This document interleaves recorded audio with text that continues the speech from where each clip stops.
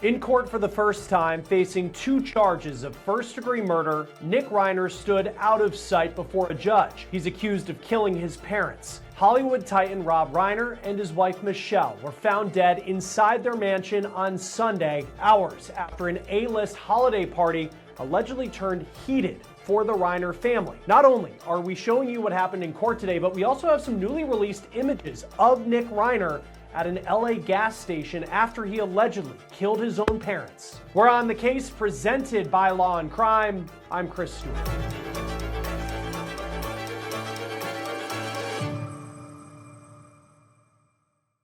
Hey guys, real quick, I want to talk about one of the major sponsors of On the Case, one of the most watched shows on all of YouTube, and it's America's largest personal injury law firm, Morgan & Morgan. This is a firm of more than 1,000 attorneys who have recovered $25 billion from more than 500,000 clients. In the past few months alone, a client in Florida received $12 million when insurance offered just $350,000. In Pennsylvania, a client was awarded $26 million. That is 40 times the insurer's offer. Morgan & Morgan makes it easy to fight for what you deserve. You can even start a claim from your phone. So if you're injured, you can start a claim at forthepeople.com/OTC. You can click the link below or scan the QR code on your screen.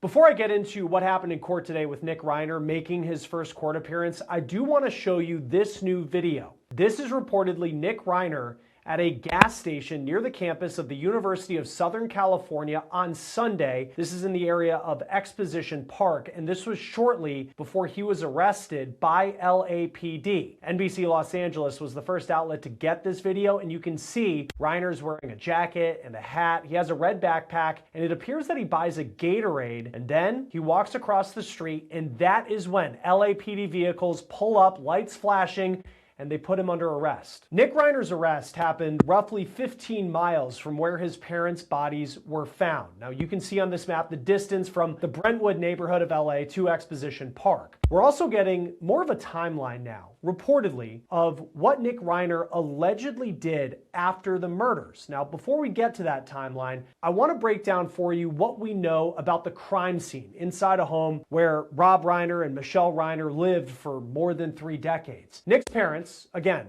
a Hollywood director of legendary films, Rob Reiner, and then Michele Singer Reiner, who was a photographer. The two of them actually met on the set of When Harry Met Sally, one of Rob's most famous movies. They were found dead in their home in the Brentwood neighborhood Sunday afternoon around 3:30 Pacific time. It was reportedly Reiner's adult daughter who found the couple. The New York Times reports that she was contacted by a massage therapist who couldn't get into the home on Sunday, so she called the family for help. And the report states that the daughter saw her dad's body, and then she ran from the home, and at that time, she did not know that her mom was also dead inside the house. Police confirmed that the alleged murder weapon was a knife, but at this point it's still unclear if police believe that they have the murder weapon that was allegedly used in these murders. It's also unclear if the killer brought the knife with them or whether it was a knife that was already inside the home. Now, Nick Reiner, the suspect, the 32-year-old son of Rob and Michele, was not home when police arrived.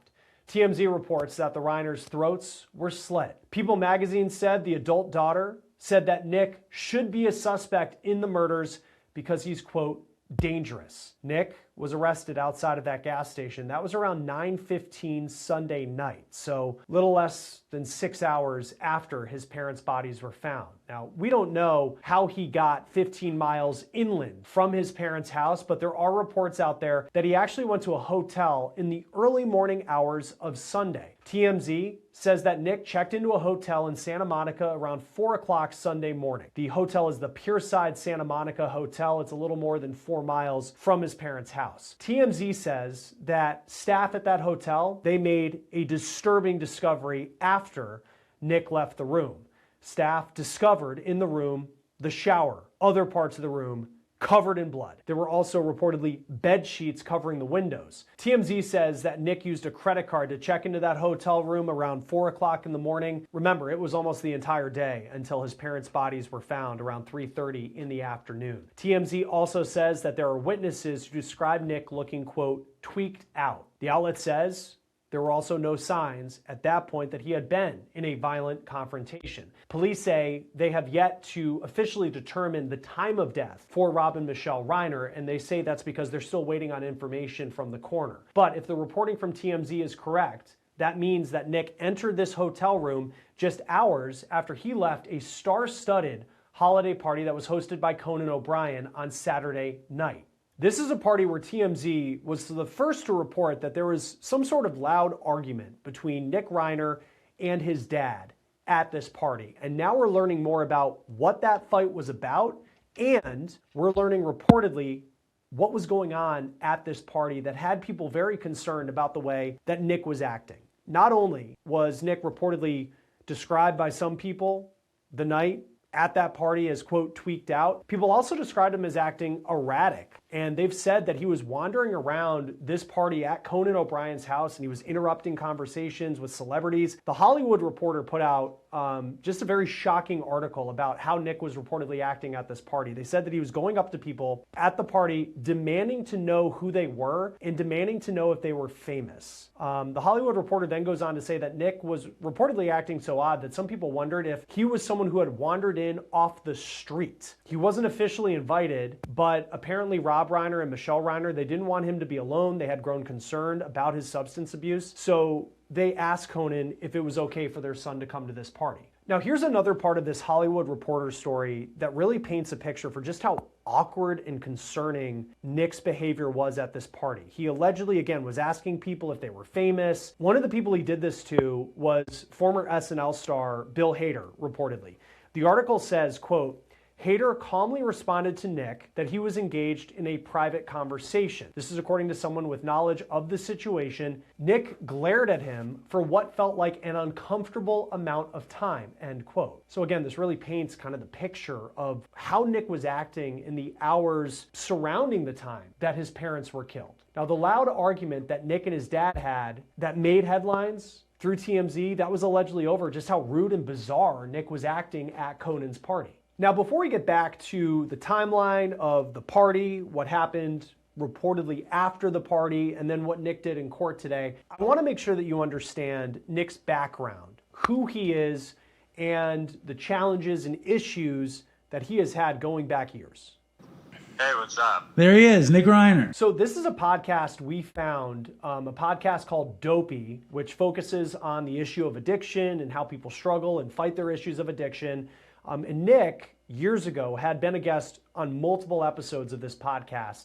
The one that we found was from 7 years ago on YouTube. And Nick is on the show and he's talking with the hosts about his history of addiction. Now, Nick has been public about his battle with addiction. He told people in 2016 that he first went to rehab when he was just 15 years old, that he had been to rehab more than a dozen times in his life. And he also said that he spent time homeless across multiple states, homeless in New Jersey, Maine, and Texas. On the podcast that we listened to, Dopey, Reiner talked about how he found himself during times of sobriety, longing to move back to Los Angeles and to get back to his old lifestyle. Listen. What ended your sober run?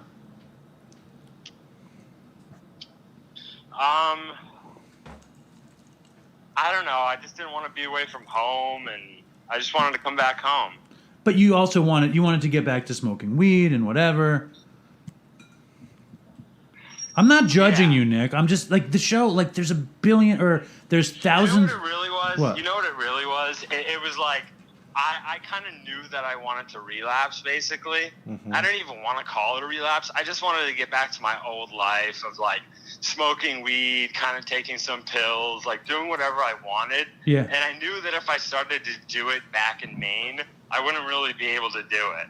On another episode, Nick talked about how he lived in his parents' guest house and then they tried to kick him out of the guest house. This was back in 2018, and he said that put him into a drug-fueled rage and he trashed the place. So that also helps you understand the dynamic of a family that had been trying to help their son. It appears they never gave up on their son, and just the challenge that I know a lot of families can say that they've dealt with when it comes to addiction. That was certainly something that appears to have been happening in the Reiner home. It also appears that Rob and Michele, in trying to help their son, they really did everything they could.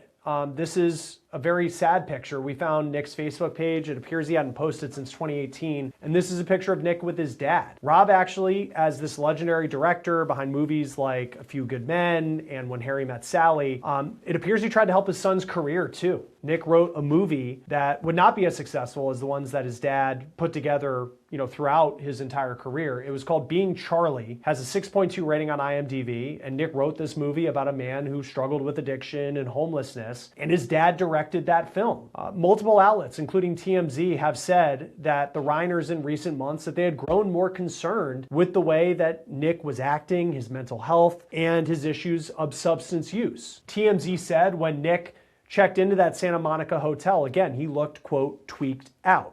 There are friends that are also speaking out about Nick, saying that they were growing concerned with his behavior. One friend telling the New York Post that he seemed like a, quote, ticking time bomb. With that said, so many people are still shocked that his issues would get to the point where he would be charged with killing his parents. Now, on Tuesday, the LAPD announced charges that Nick is now facing. The LA District Attorney said the death penalty is not off the table for Nick if he's found guilty, but the last time that California put someone to death was all the way back in 2006. There's been a moratorium on the death penalty under Governor Gavin Newsom since 2019. And that leads to today. For the first time, Nick appeared in court. His attorney is Alan Jackson, a major name in criminal defense, the same Alan Jackson who defended Karen Reed in the case where she was accused of killing her Boston police officer boyfriend, John O'Keefe. Now, Nick had not appeared in court since his arrest because he was still in the process of getting medically cleared to do so. But today, he was in court, though he appeared out of the sight of cameras for a very brief court hearing. It felt like less than 45 seconds. CNN had a reporter in the courtroom who described Nick as sitting calmly in an enclosed area wearing a thick blue one-piece vest. Now, these are typically called suicide vests. Law enforcement puts them on people who they keep a close eye on. The judge ruled before the hearing that media members could not take pictures of Nick Reiner. The only words that Nick said in court were, quote, "Yes, Your Honor." And that's when he confirmed that he was waiving his right to a speedy trial. This is all according to the CNN reporter. Alan Jackson did speak briefly to reporters, and there were a ton of cameras outside the courthouse. This is what he said after the hearing. Good morning, ladies and gentlemen. I just have a couple of quick words. First of all, and most importantly, this is a devastating tragedy that has befallen the Reiner family. We all recognize that. Our hearts go out to the entire Reiner family. There are very, very complex and serious issues that are associated with this case.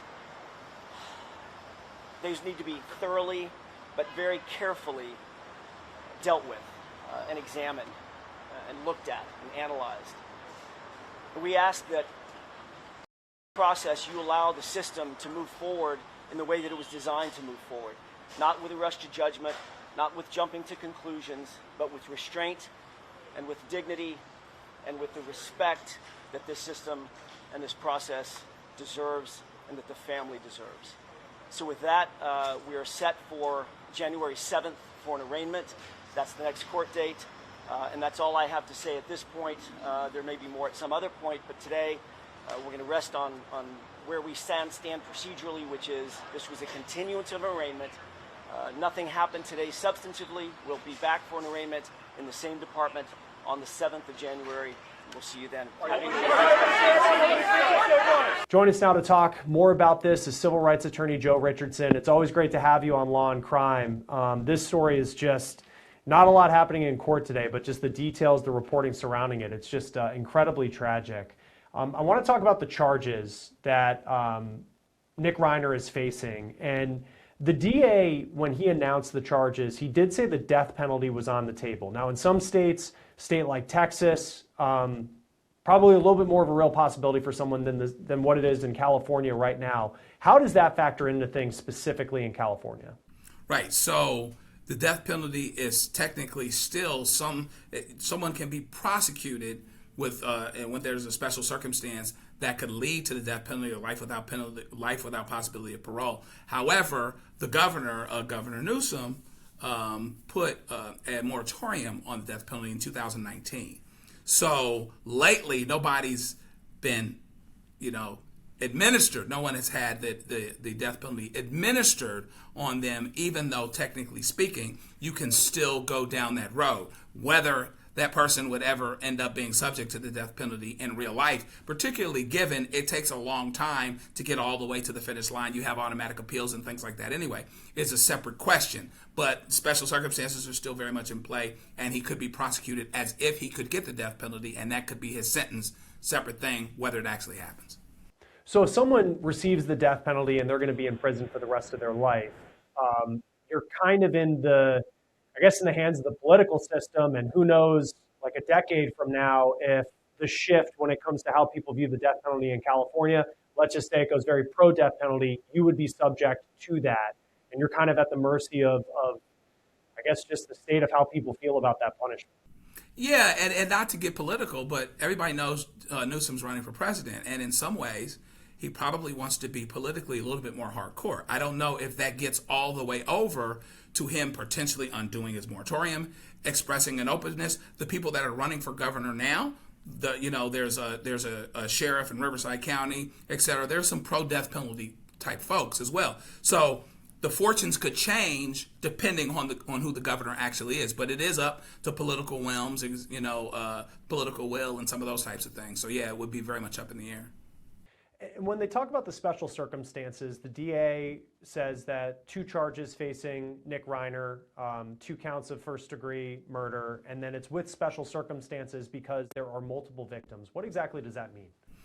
Yeah, so any of a number of circumstances out of Penal Code Section 190.2, the special circumstances can lead to basically an upgraded, harsher penalty, either life without the possibility of parole or the death penalty.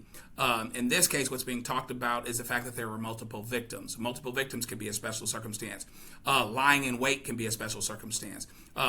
Someone that already had previous similar crimes could be a special circumstance. That wouldn't count here. But even the manner of, they call it a special allegation, which I don't know, there's a whole lot of difference for our purposes, between special allegation and special circumstance of using the weapon, using the knife, etc. Another special circumstance could be just the egregious nature of a killing. So there's 2 or 3 ways that his charge and therefore his punishment can be effectively upgraded, which means that there's more at stake for him. And when we look at, and there's a lot that we don't know at this point. I mean, TMZ, and I'm sure for the district attorney, in Los Angeles, he's used to it, but it seems like there's just some outlets that get information and kind of paint the picture where people, have a little bit of an understanding about what maybe police think happened here. They aren't saying a lot publicly. We know it was a knife, according to police. They're not saying much more after that. When it comes to first-degree murder in California, the premeditation, what I guess typically is premeditation when we talk about murder, and how far, because you have this party at Conan's house the night before where clearly there was some sort of family issue, but then how does that potentially factor into what would be considered a plan that Nick Reiner allegedly had to kill his parents? Well, so when you're talking about first-degree murder, you're talking about willful, premeditated, deliberate, with malice, aforethought. And so that basically means that they thought of it ahead of time. Now, it doesn't have to be far ahead of time, okay? And so basically this wasn't the result of, certainly not a self-defense situation or a heat of the moment thing where somebody didn't think that they were doing it right away. It doesn't take, and that's the biggest irony here, the things that sometimes people don't understand. It doesn't take a long time to develop premeditation for purposes of the law. It doesn't have to be a party the previous day or the night of or whatever else. It could be a much shorter period of time. Now, here, what's going to be interesting, and we may be talking about this a bit more, is the whole idea that there was some concern about his substance abuse issues, maybe mental health issues too, if I recall. So the question is the extent to which that's going to affect how his state of mind is viewed to a trier of fact. What's going to allow to become into evidence, some of those types of things. And I would imagine that might be one of the battlegrounds on the defense side, depending on how good the evidence that they have is. Do they have a knife with DNA? Do they have, a lot of these other things that would truly point to him? And now he's got some explaining to do to downgrade from first degree to something else. Yeah, and because the mental health part's interesting. I mean, there is no doubt that this is a person in Nick Reiner, like he's had issues when it comes to, I mean, he's been to, and by his own account in interviews he's given, like rehab more than a dozen times. He went to rehab starting when he was 15 years old. Definitely had the resources to treat that addiction more so than the average person would, just based off his parents. And the sad part of this too, it seems like his parents never gave up on him up until the end. And we'll see how the legal process plays out. But typically, how does the legal system view some of those issues that may lead to the mental health struggles, and how that could, you know, how does that impact his defense in kind of creating a sympathetic figure that this was a guy who was not in control when it allegedly happened? My sense is it can affect him in the front door or the back door. The front door is pertaining to the charges himself. You know, based on what was happening with him in his mental state, can he develop the intent to do this? Were there other indicia, parents, I'm going to kill you, where he's clear, you know, and those types of things. So that's kind of like, you know, a front door defense. You use it to kind of help downgrade what it is you're being charged with. On the back end, let's say he does get convicted of first degree or whatever he gets convicted of. His mental health issues and addiction struggles may speak to some form of mitigation. May not be the word, because he'd be in trouble and he'd be going to jail for a long time. But something to shed a light to make him a bit more sympathetic, to lessen the blow, as it were, depending on what the potential punishment may be that he's looking at. So my sense is it's absolutely going to come up. It's going to figure in probably both at the front door and at the back door. Based on the way that this thing happened, and we're very, very early in the game here, you know, let's assume he gets convicted, and let's assume he gets convicted of something serious. I see it coming more into play related to sentencing. And his attorney, I mean, it's someone, I mean, definitely if people watch Law and Crime, you know him because of the Karen Reed case. And then also Fraser Baum, who's a young man who allegedly killed 4 people with a car at Pepperdine, 4 young women, Alan Jackson defending him as well. But specifically with Karen Reed, he did such a good job of like creating this almost alternative universe of what actually happened to John O'Keefe. In this case, there's not a car, but he's very good at what he does. What does he bring to the table when someone gets Alan Jackson as their defense attorney? I think that he has a way of looking at cases that allows him to understand, here's the best we can hope for here, and let's go after that scenario. Admittedly, he may not have as much to work with as he did with Karen Reed, but he's going to have to put this in a light somehow, you know, where either he gets the first degree downgraded somehow, so where he doesn't get life in prison without possibility of parole or the death penalty, or he, you know, through the back door on the back end, provides some perspective that lessens the blow, as it were. First step, though, is making sure that he's competent. I know he's been on suicide watch. They were trying to make sure he was medically cleared to even appear at the hearing, most recent hearing, etc. The first step is making sure he's competent to stand trial and some of those types of things. And I don't know whether Mr. Jackson is going to try to make that part of the defense, to draw it out a bit. Sometimes when you're having competency hearings and things like that, it also is a way to run out the clock. I don't know if that's what he's looking at here, but it'll be interesting because, you know, he's got a guy that, you know, unless,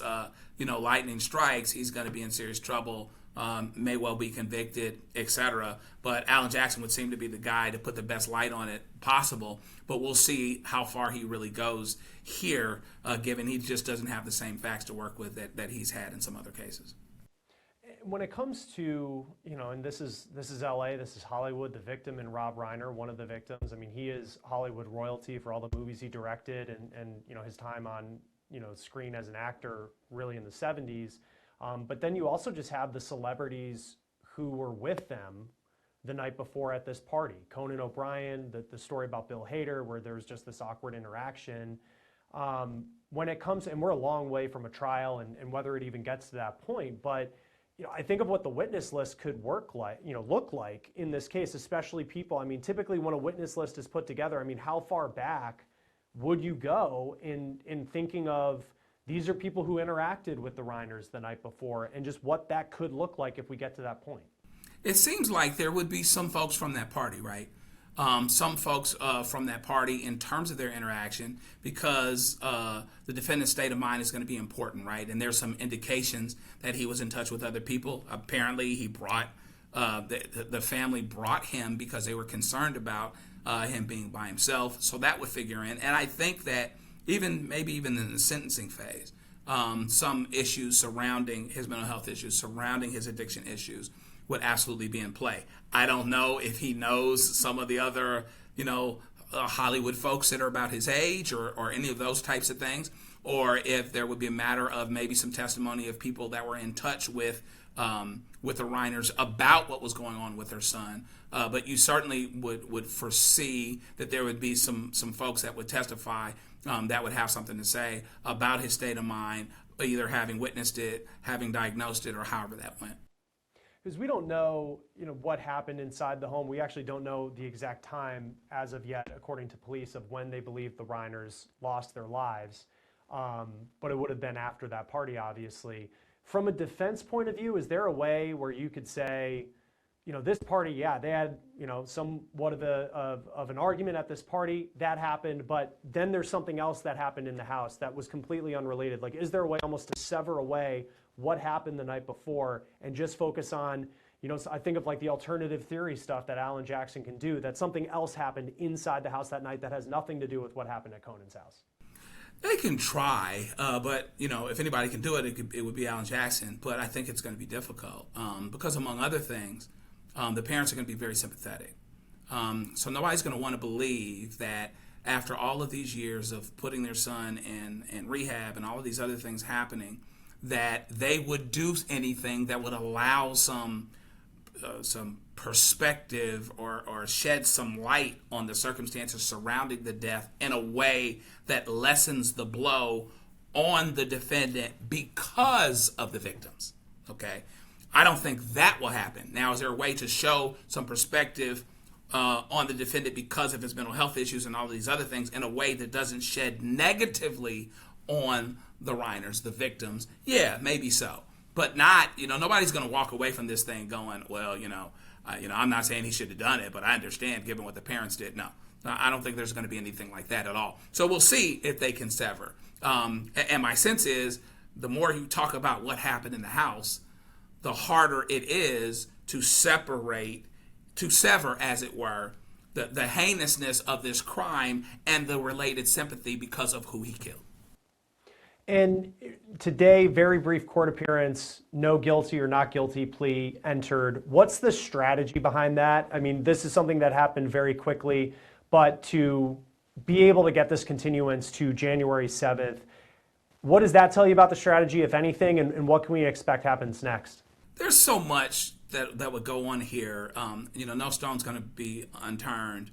There's not going to be any resource issues here, which means that Alan Jackson is going to want to find out every piece of information he can, medical suitability and all of these other things. So this is happening kind of quickly. So it's probably mutually agreed that they would do a continuance. So that's not unusual at all, particularly in a case that's this high profile. I imagine this is not going to be the last continuance that you'll see because everybody's going to need to do the things that they need to do to line up.